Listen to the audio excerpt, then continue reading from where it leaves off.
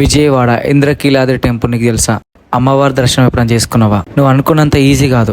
అమ్మవారు ఎప్పుడు పిలిస్తే అప్పుడు వెళ్ళిపోవాలి అంతే. ఇంకా నువ్వు ఫస్ట్ అనుకో పోదామని 100% అవుతుంది. నువ్వు దర్శనం చేసుకుంటే అమ్మవారిని చూస్తుంటే మాత్రం అసలుకి రియల్గా ఎట్లా ఉంటుందో అట్లా అనిపిస్తుంది. అసలుకి సీదా నేను కారు కొన్న తర్వాత అక్కడ పూజ చేయించుకోవాలని చెప్పేసి విజయవాడకు పోయి పూజ చేయించుకొని మంచిగా దర్శనం చేసుకొని కారు పూజ చేయించిన.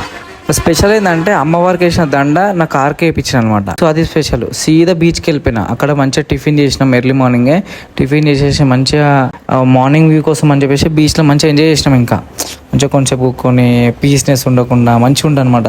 సో ఈ బీచ్ అనేది మన ఏరియాలో తక్కువ పోవడం, ఆంధ్రాలో మాత్రము ఎంతమంది అంటే ఫ్యామిలీస్ వస్తారు. ఫ్యామిలీస్ వచ్చేసి ఒక ట్రిప్ టైప్ లాగా వచ్చి మంచిగా ఎంజాయ్ చేస్తారు. అసలుకి డే మొత్తం వచ్చి మస్తు ఎంజాయ్ చేసి మంచిగా చిల్ అయిపోతారు. ఒక్కసారి చూడండి అసలుకి ఎంత చెత్త లైఫ్లా, మనకున్న బిజీ లైఫ్లా బీచ్ పోతే ఎంత రిలీఫ్ ఉంటుంది. Please like and share, subscribe బిలా ట్రావెల్ ఫుడ్.